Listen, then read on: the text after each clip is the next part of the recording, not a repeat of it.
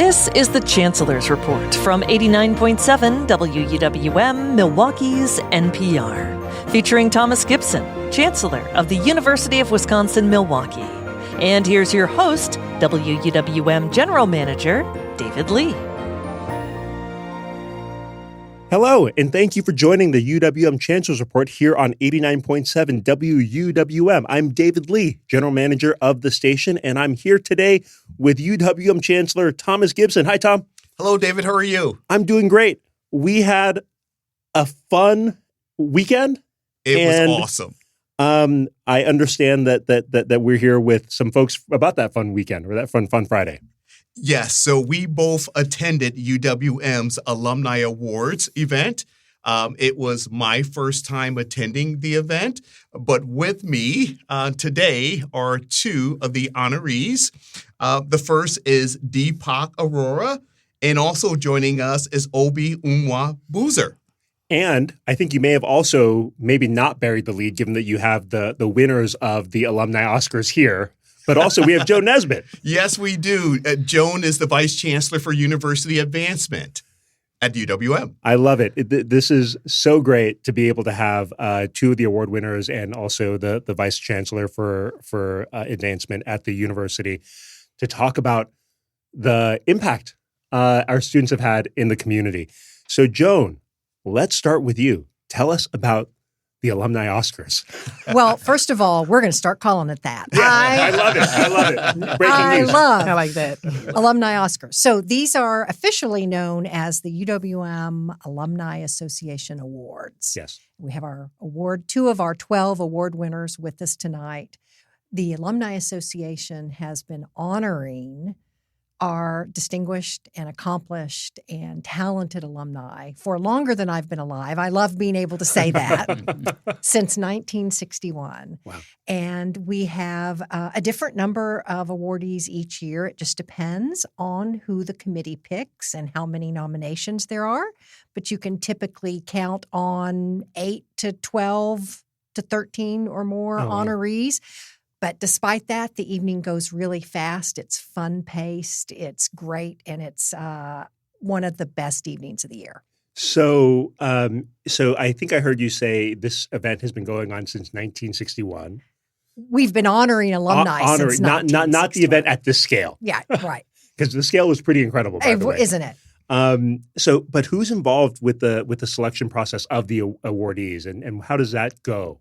The Alumni Association Board of Directors nominates a committee, and that committee comes together and makes the selections. We put out a worldwide call for nominations a full year in advance of the ceremony. We put out the call. So probably next week, the call will go out. For next year. For 27 winners. So this process goes on for a full year? It goes on for a full year. Oh, wow. And nominations come in, there is a deadline, and then the committee meets.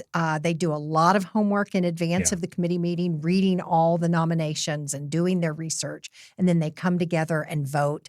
And every year, it's so difficult, as you can imagine. I think I don't think I'm spoiling anything, but I sat next to the chair of the selection committee, and she shared with me that the packet that people get is pretty incredible about every nominee. So just so people know, this is a very seriously.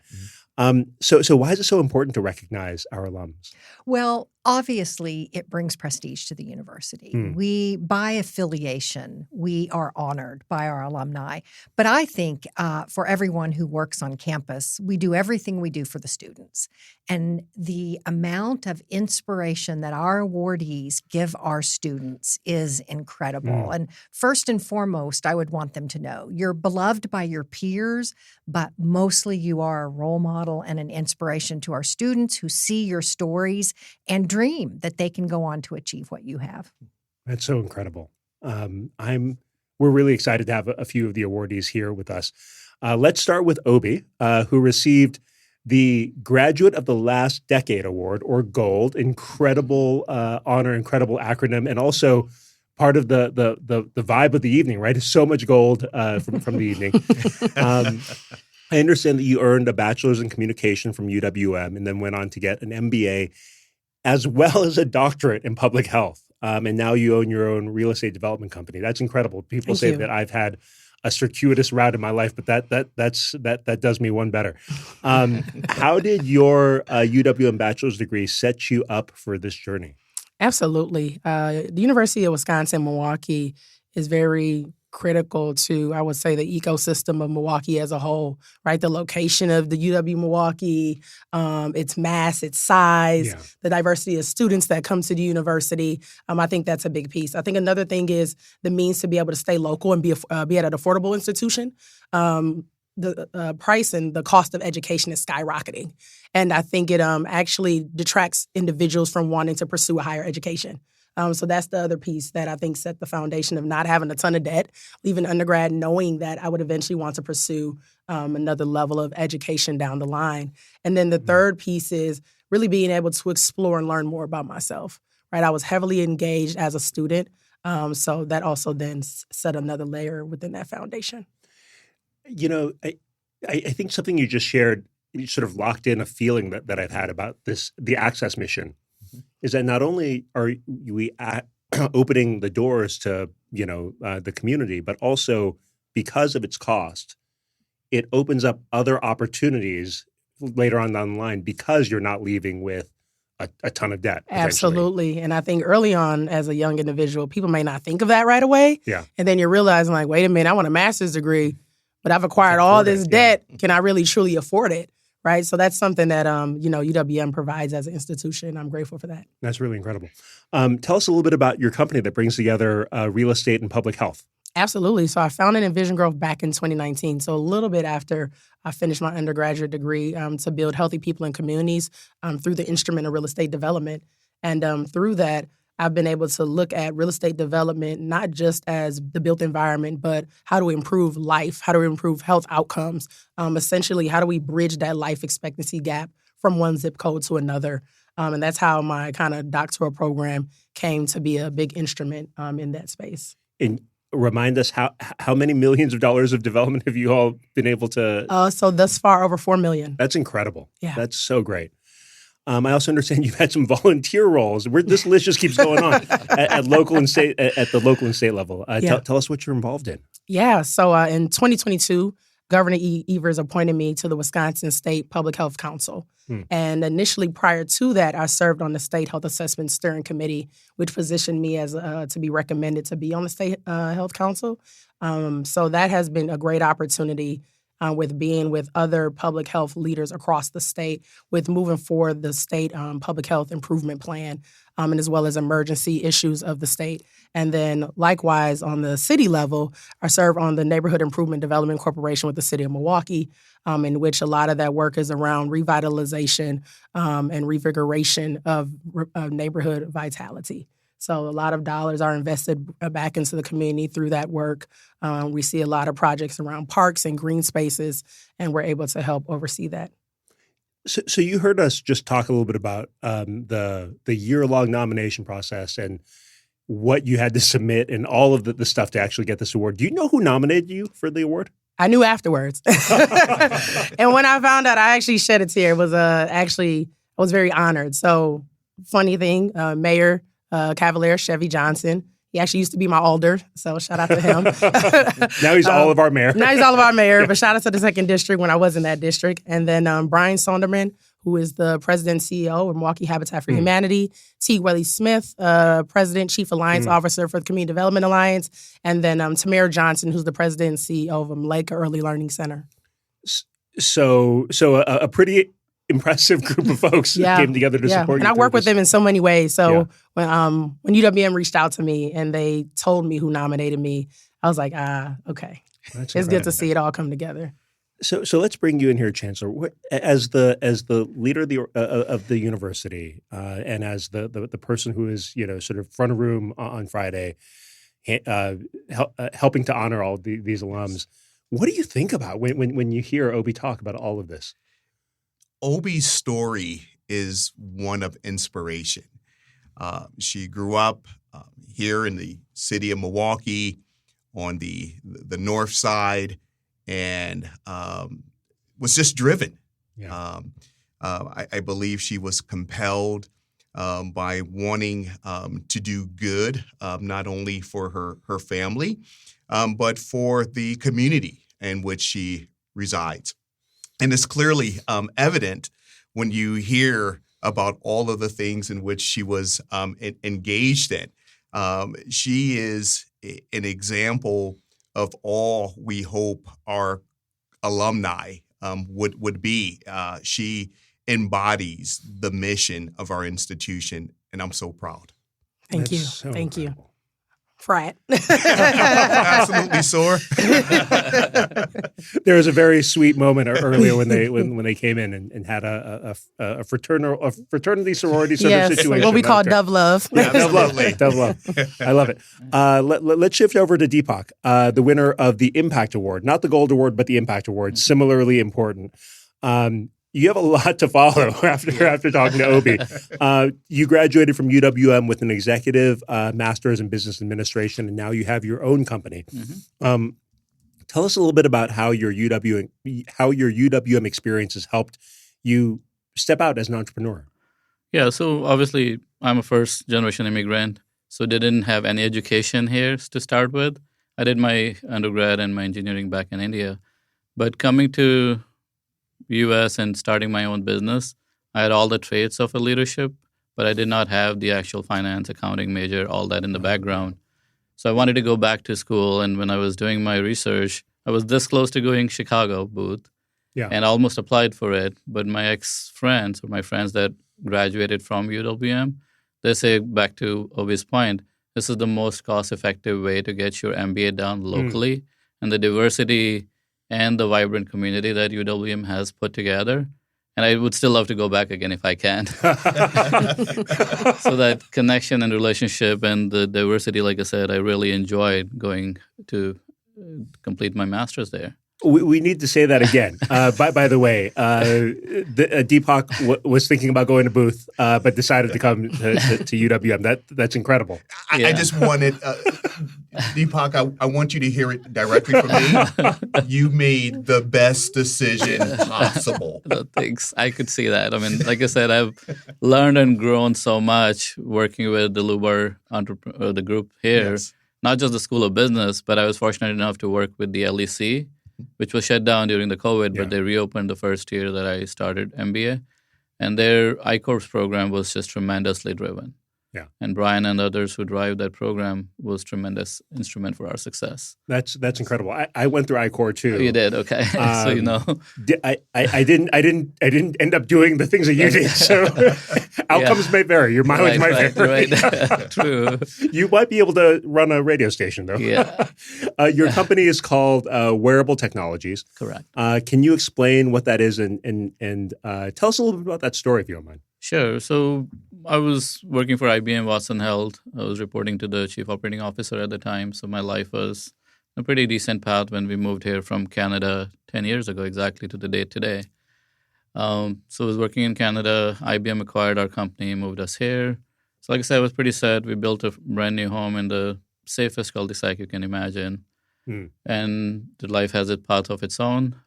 Ended up becoming that safest neighborhood, the worst neighborhood for us, where we lost our toddler daughter about 200 meters off of our yard, where there's a detention pond, and we were 5 minutes too late to find out how she went there. And with my background in science and technology, that thought never went away for weeks and months, and ended up coming together that something of this magnitude, how often does this happen? And it was a sad tale to tell. Over 5 million young kids and 5 million over 85 do lose their life to preventable accidents.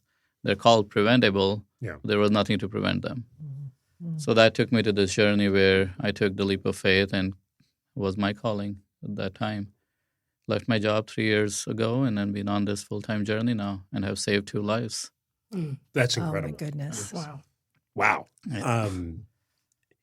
Can you just talk a little bit more about what the wearable does? Yeah, so the technology is driven by a patented AI-generated algorithms that basically track your daily movements, your daily habits, learns over time, and everything is run locally. You don't have to be connected anywhere. Oh. So every single algorithm is edge AI driven. So Yeah. it runs locally, it learns locally. It does transmit data only when there is an anomaly detected. Yeah. So you remember the old saying, I'm fallen, I can't get up, Yep. and you have to press a button. With this technology, that goes away. Yeah. About 4 out of 5 elderly don't even press a button if they are given a button. So this removes that barrier as well, that your loved ones are always notified. The other challenge, and I love to talk to Oby at some point, is that as a public health mission, there's a big number that are coming out for dementia and Alzheimer cases. For sure. And next 15 years, the numbers just in Milwaukee County alone, based on our research, is going to be 3 to 5 times what they're today. Wow. Along with the fall. So that's the sort of the tragedy that we are looking to avoid in the future with our technology, where it can track fall, it can track your whereabouts, it has built-in GPS cellular. So wherever you go, it knows about you. And then you can create your virtual fences around you. So if somebody does go out, you get alerted, your caregivers get alerted. We're targeting mostly in senior communities right now and hospital systems. We did partner up with Frederick South for their safety and health monitoring program. So we're looking to expand into communities as we grow. That's super exciting. Wow. How is it, if you don't mind me asking, how is it different from something like, like Life 360 or something like that? Right. So Life 360 is, I would call it more targeted towards teenager and you and us who can use technology, us sure. and the kids. Our technology is, even for Apple Watch for that matter, our technology is just 360-degree opposite. Yeah. You don't have to learn anything. You don't have to worry about anything. At an 85-year-old mom who's living alone or in a community, we don't want her to worry about pressing a button or learning a new technology, what app I need to download, what I need to run. All they have to do is just like they wear their clothes, they wear our screen-free wearables, and then they go about their day. Everything else is done very autonomously in the background, and caregivers do have an app where they get alerted. So that makes it very different. Yeah. It's not that it's similar, but in a way, the adoption is completely opposite. One thing that ICOR taught me, or at least in my group, was be very specific about your customer. Customer, right? And I think that's the insight exactly for you, right? Insight, is that you're targeting young kids and elderly. Yeah, the reason ICOR was very successful for us was it actually made us pivot. So because of my story in the background, it was children first and everybody else after because of my own tragedy in life. Yeah. But ICOR taught us a pretty good lesson that even though you're very hard motivated to do this, the need of the hour is in the elderly space and the developmental disability, autism space. Yeah. So we started with where the most impact would be. And I'm fortunate to say that Impact Award actually matches with that notion as well. That's incredible. So same question to Oby, to you. Who nominated you and what was your reaction?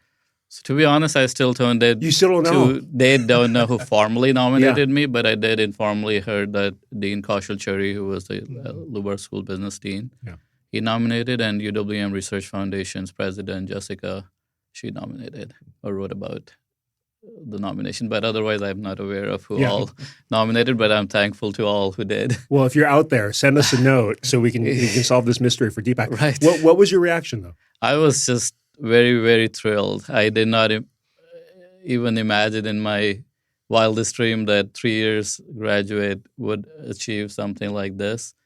All I seen was 6, 10, 8 years down the road. People do get nominated, sometimes 20, 40 years even takes time. So at least one of my team members said I'm the youngest graduate from the date to receive this award. Yeah. So it goes in history, I guess. I love that. Great. I love that. So I understand that you got your MBA after a 20-year break in your educational journey. What advice would you give to others who are maybe considering going back to school? Yeah, I think the biggest hurdle for me was family and running a business, full-time job, and a new baby coming in. We were blessed to get another child coming in the same year of graduation. So all that going on in life, this was the fourth thing that I would take, which became, even though it was considered executive MBA, it still took its own time to do. Yeah, for sure. So it was, anybody coming new to the stream is, don't assume if you're thinking you're 100% done, you're still 40% only. I like that. Life is a journey. Right? Life is a journey, and if you're on it straight ahead, you'll get through it. But this is the best decision I took of my life, going back. Chancellor, same question to you. What is your reaction when you hear Deepak's story? So I believe Deepak's story is one of courage. After 20 years from being in the classroom and having the courage to re-enter is something that I do not take lightly. On a personal note, I've always wanted to study film, and I've just been so nervous, if you will, about pursuing that. Life interferes, as they say. Schedules are full, but you are giving me inspiration to find a pathway to do some things that fill one's cup. And I would say that also Deepak's story is one of purpose.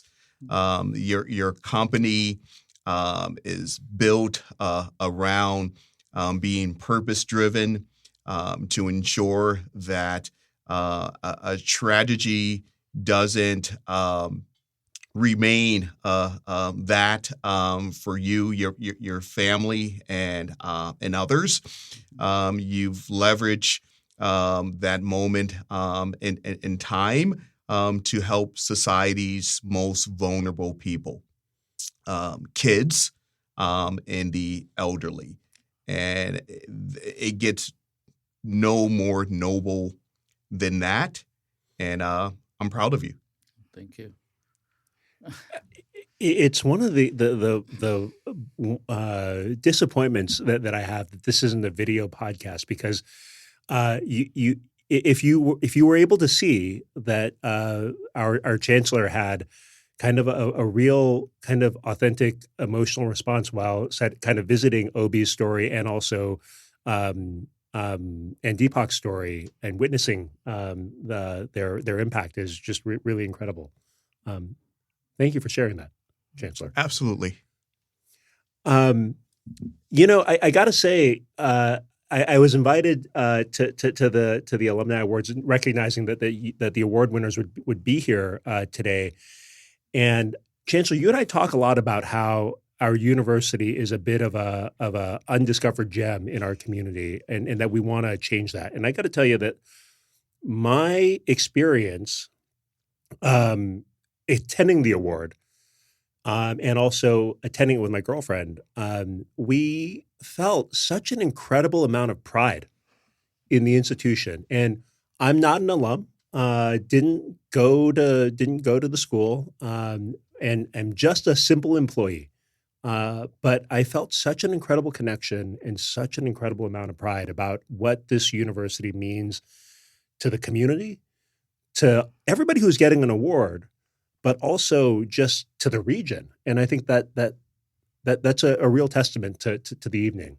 It has a real family reunion vibe, Yeah. doesn't it? Yeah, Old Home Week. Yes. That's right. Yeah, Old Home Week. Everybody brings their family and friends, and Yeah. they sit together at tables, and they cheer on the honorees like a sports team. I mean, it gets quite lively in the room. And there's so much love and warmth that it makes me incredibly joyous and proud. Yeah. And for me, the event served as a reminder of the impact of our faculty and staff, their commitment to our students, and the things that our students are able to do post UWM is just incredible. So I'd like to take this moment to thank our faculty and staff for all that they do. Yeah, I'd like to add to that. I think that's very true, and it resonates with my life. Even at my table at the awards, I had a faculty at my table, Dr. Kirk Harris, because he served on my dissertation committee, right? So UWM is still doing what it does best, and that's impacting lives and continuing to be present. I love it. What an incredible discussion. And unfortunately, our time is coming to an end. But we like to wrap up each show by sharing the coolest thing that we've all done in this past month. And I have to say, you can't say attending the Alumni Awards event. That was my thing. Unless for you, we might be able to have a special stipulation. Okay. We're going to start with you then, Chancellor.